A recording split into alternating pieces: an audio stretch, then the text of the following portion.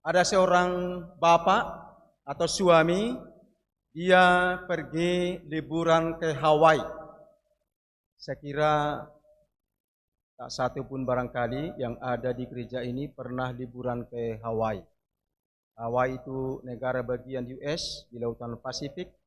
Mungkin kita umumnya lebih banyak ke pantai pasir putih di Samosir, pantai Bali Lestari di Pantai Cermin, mungkin Parapat, Hawaii mungkin belum. Kalau ada, saya salut.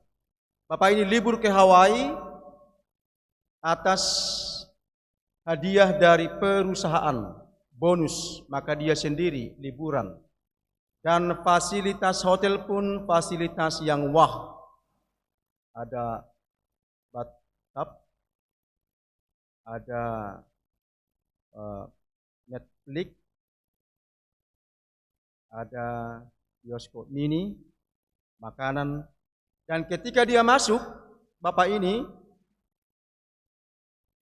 laptop atau komputer di dalam hotel itu sedang terbuka, mungkin baru saja dipakai oleh seorang pelanggan sebelumnya. Maka ketika dia sampai di sana, dia terkagum-kagum dengan panorama Hawaii, makanan berlimpah, dan dia kirim email. Kata-katanya begini, istriku, indah sekali di sini, panorama begitu mantap, fasilitas terpenuhi, makanan yang enak, artis-artis banyak di sini. Dia send, dia kirim. Ternyata email itu alamat orang yang baru saja tinggal di situ. Dan terkirim ke seorang ibu yang baru saja suaminya meninggal.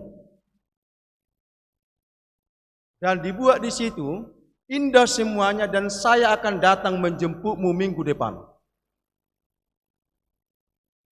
Dan istrinya itu langsung kolaps, pingsan, bukan? Karena berpikir soal kematian lainnya. Karena baru saja suaminya meninggal, bukan? Dia sangka itu email dari suaminya yang sudah berada di surga. Dan saya akan datang kembali menjemput kamu. Pingsan dia. Soal kematian, saudara-saudari. Ketika saya masih frater, kami KKN di salah satu desa yang tertutup, terisolir. Belum bisa kendaraan, roda 2 pun tidak bisa. Dan kami ke sana membangun jalan supaya minimal sepeda motor bisa masuk. Kebetulan saya adalah ketua rombongan dari frater-frater yang 30 orang ini.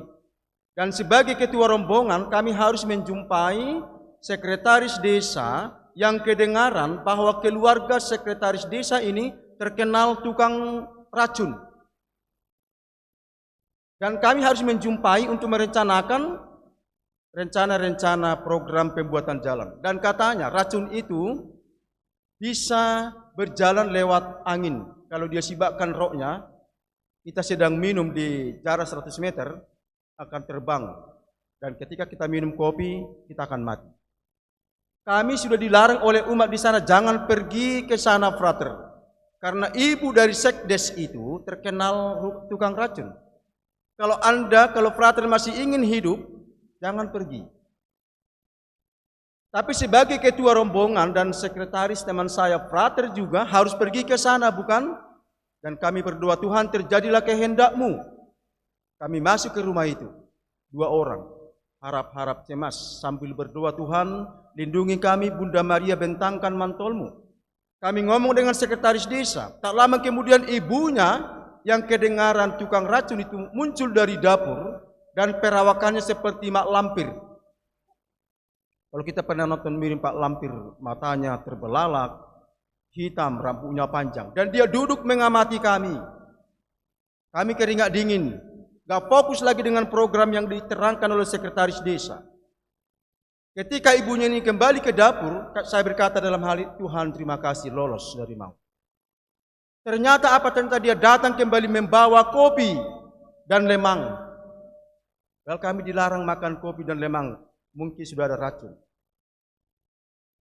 Biasanya kan pastor kalau ke rumah umat itu makan apel dihidangkan supaya umat tidak tersinggung, bukan? Apalagi pastor Ivo suka makan apapun dihidangkan dimakan, gak dihidangkan pun diminta. Ya. Dihidangkanlah kopi dan lemang. Dan saya berkata dalam hati, ngai manaon. Sudah ini dia. Kami makan lemang ini, kami minum kopi ini sambil berdoa dalam hati. Tidak ada reaksi apapun. Kalau racun kan 10 menit langsung dead. Habis, tidak ada apa-apa. Tidak ada, bahkan habis kopi, tambah lagi kopi, lemang satu bambu lagi habis. Senang kami lolos dari kematian, bukan? Kami sombong. Kembali ke posko dengan angkat tangan. Tidak ada racun-racun. Kami tidak mampu dimatikan oleh siapapun. Tiba-tiba satu penduduk di sana mengatakan, "Frater, jangan langsung bangga. Jangan langsung senang. Racun itu bisa berproses 3 bulan kemudian." Dan ada frater yang pingsan. Selama 3 bulan saya berdoa, Tuhan semoga tidak lewat selama 3 bulan ini. Sampai sekarang mungkin sudah 25 tahun lewat.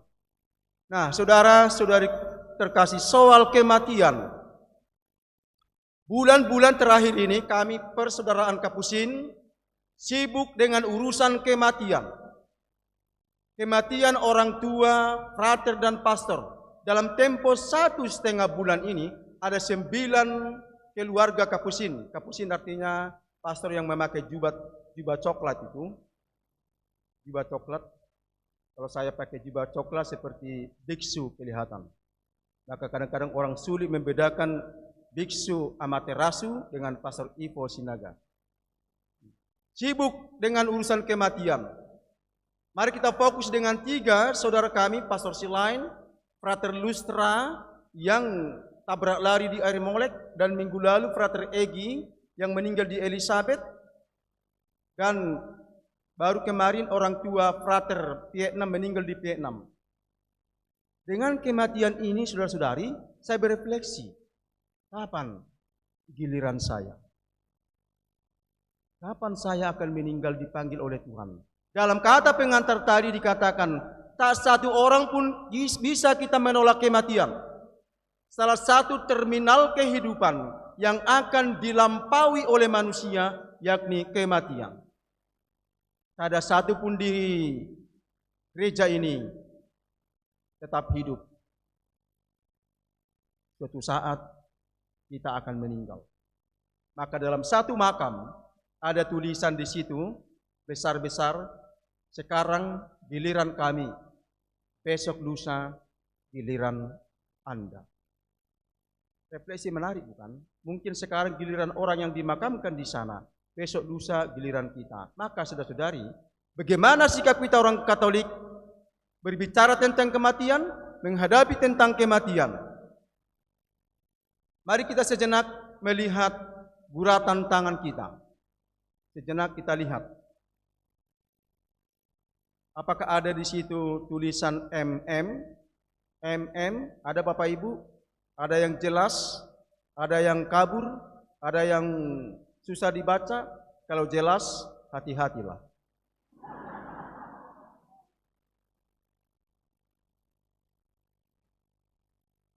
Katanya ada umumnya M.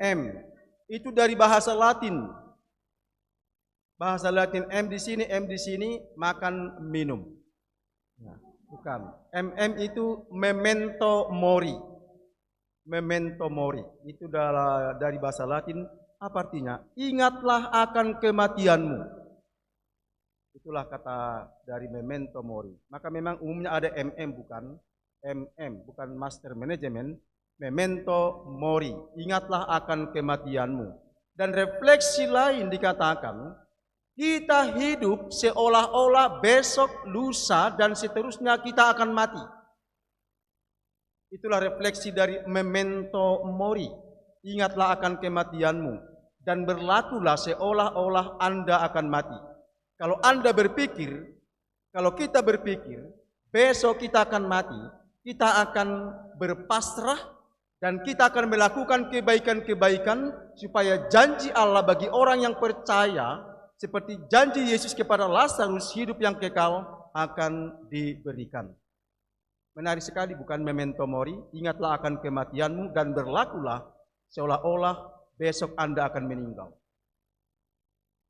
Kalau itu Anda refleksikan, kita refleksikan, maka kita akan berbuat baik. Sebab kebaikan inilah yang menghantar kita ke pangkuan Allah di surga. Lazarus dalam Injil pada hari ini meninggal dan Marta berkata kepada Yesus, Tuhan, sekiranya Engkau ada di sini, saudaraku pasti tidak akan mati. Sebagai manusia, Marta kecewa kepada Yesus. Dia mengharapkan saudaranya tidak akan meninggal. Dia mengharapkan Lazarus hidup sekian tahun lagi.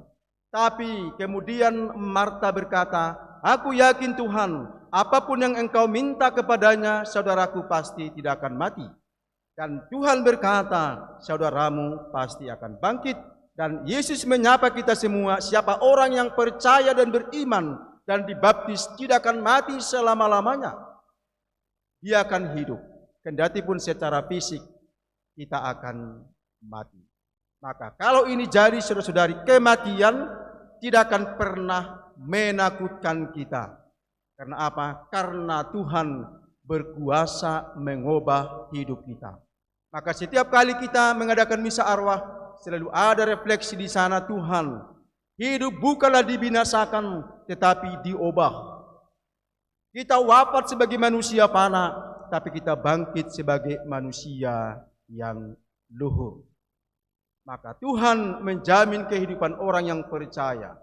Maka kematian bukanlah akhir dari segala-galanya, tapi awal dari kehidupan baru.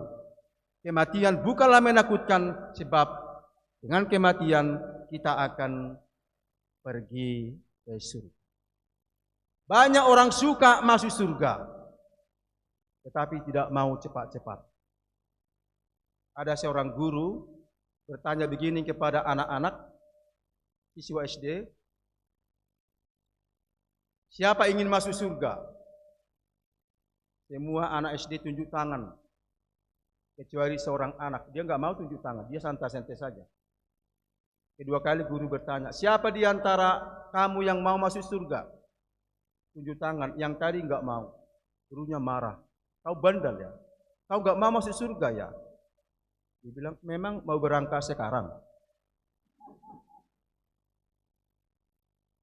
Gurunya sadar bukan? Soal surga. Suami istri meninggal dunia dan masuk surga. Suami istri.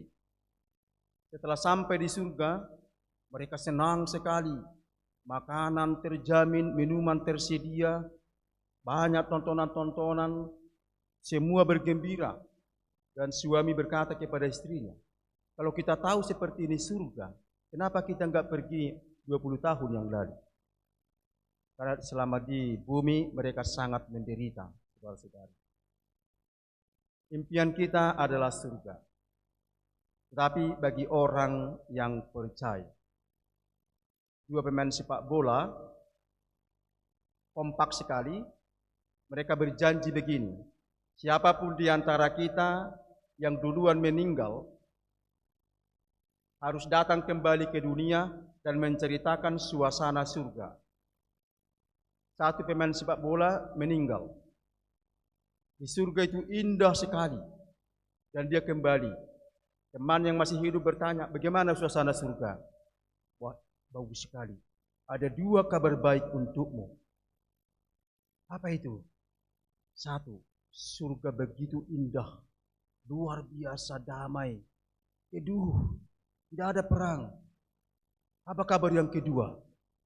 Kabar yang kedua, minggu depan Tuhan akan datang menjemputmu. Kita ingin masuk surga, saudara-saudari. Tapi tak satu pun barangkali kita ingin cepat-cepat masuk surga. Tapi jangan tertipu. Ada seorang meninggal dunia, dibawa jalan-jalan ke surga.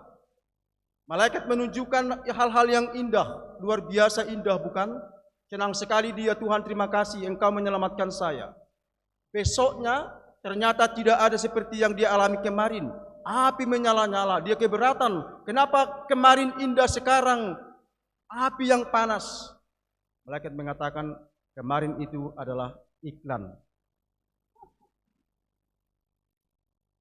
Maka saudara sudah terkasih, refleksi kita adalah berlakulah seperti hidup kita tinggal sebentar lagi. Berpikirlah bahwa besok lusa kita akan meninggalkan dunia ini. Karena itu, berbuatlah baik. Sebab kebaikan ini adalah jalan bagi kita untuk ke surga. Yang kedua, peduli dengan orang yang membutuhkan. Sebab doa-doa orang miskin, doa-doa orang yang terlantar akan melapangkan kita untuk masuk ke surga.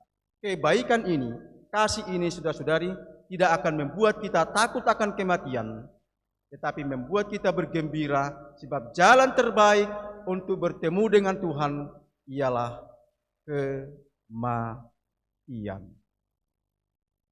Amin.